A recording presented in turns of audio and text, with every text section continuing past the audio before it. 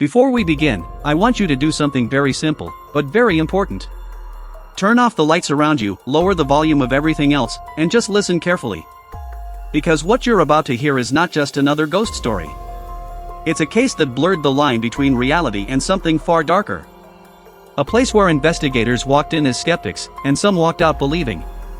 And some never truly walked out at all. If you're new here, make sure you subscribe to the channel right now, because here on the Grim Tapes, we don't just tell stories, we uncover the truth behind them. And tonight, we're diving into one of the most infamous haunted locations in American history. The Conjuring House. This is the full story. The part you've never heard. The part that most documentaries don't show. And the part that still doesn't have an ending. It begins in Harrisville, Rhode Island. A quiet town. The kind of place where nothing is supposed to happen. No headlines. No chaos. Just silence. And that silence is exactly what made the Perron family believe they had found the perfect home. When Carolyn and Roger Perron moved into the farmhouse with their 5 daughters, everything felt normal at first. Old, yes. Creaky, sure. But normal. That illusion didn't last long. The first signs were subtle. A broom moving from one corner of the room to another. Strange noises at night.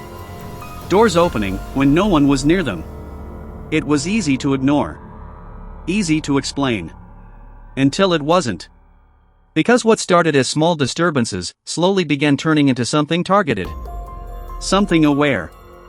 Carolyn Perron began to notice bruises appearing on her body. Unexplained. Perfectly shaped. As if someone or something was grabbing her. The children began reporting things too. They spoke about spirits in their rooms. Some harmless. Some not. One of the daughters described a presence that would sit on her bed and just watch her sleep. Another claimed she heard voices whispering her name in a tone that didn't feel human. At this point, most people would leave. But leaving wasn't simple. The house had already started tightening its grip.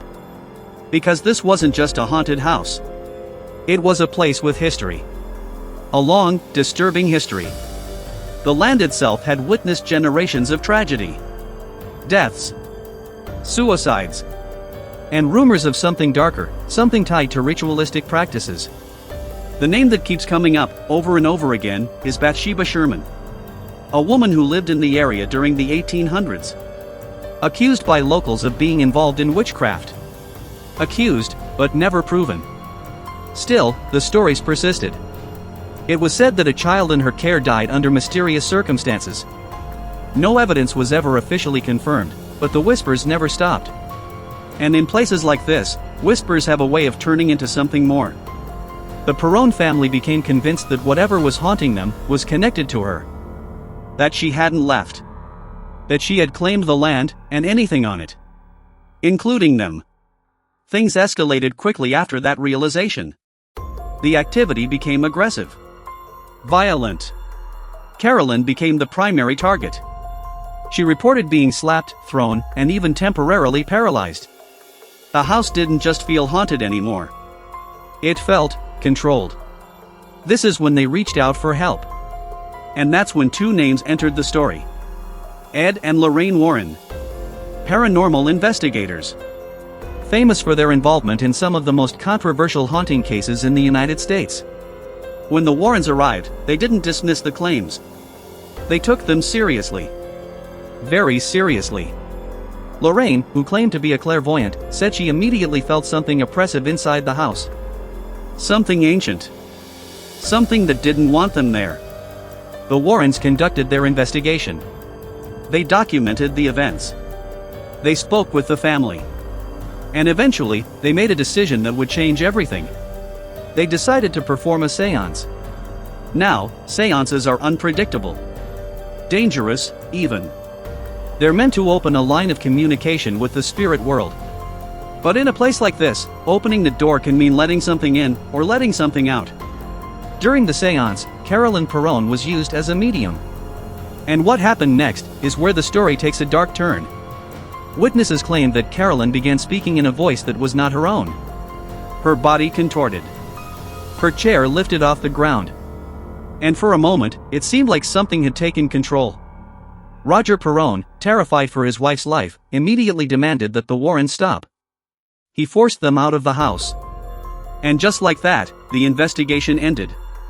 But the haunting didn't. In fact, some believe it only made things worse. The Perron family continued living in the house for years. Years of fear. Years of unexplained encounters. Years of living with something they couldn't fight and couldn't escape. Eventually, they left. But even after leaving, the story didn't end. Because the house remained. And so did whatever was inside it. Decades later, The Conjuring House gained worldwide attention after the release of the film inspired by these events. But here's the thing most people don't realize. The movie barely scratches the surface. The real story is messier. More disturbing. And far less cinematic. Because in reality, there was no clean ending. No final exorcism. No clear victory. Just people trying to survive something they didn't understand. Over the years, new owners have reported their own experiences. Footsteps. Voices. Objects moving on their own. Some investigators who spent nights there claimed they captured evidence. Others left early, refusing to stay another moment. And then there are those who refuse to talk about what they experienced at all. Which raises a question. If this was all just a story, why does it keep happening? Skeptics argue that the entire case is exaggerated. That fear, suggestion, and old house noises can explain everything. And in many cases, that's true. But not all cases. Because there are details here that don't fit neatly into logic. Independent witnesses. Consistent patterns. Accounts that match, even decades apart. And then there's the psychological impact. The kind of fear that doesn't fade. The kind that follows you. Because the most unsettling part of this story isn't what happened inside the house. It's what happened to the people who lived through it. Many of the Perron children have spoken about the experience as adults. They stand by their story. They insist that what they experienced was real. Not imagined. Not exaggerated. Real. And when you listen to them, there's something in their voices. Something that doesn't sound like someone telling a story. It sounds like someone remembering something they wish they could forget. And that brings us to the present. The Conjuring House still stands. Still visited. Still investigated. Still active. So what is it really? A case of mass hysteria? A misunderstood piece of history? Or something else entirely? Something that science still can't explain? Because here's the uncomfortable truth. We like to believe we understand the world around us.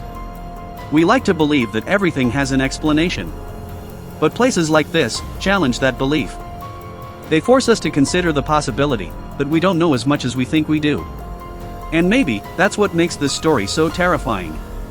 Not the idea of ghosts, but the idea that they might actually exist. Now I want you to think about something. If you were given the chance, would you spend a night in that house? Would you walk through those rooms, knowing what people claim has happened there?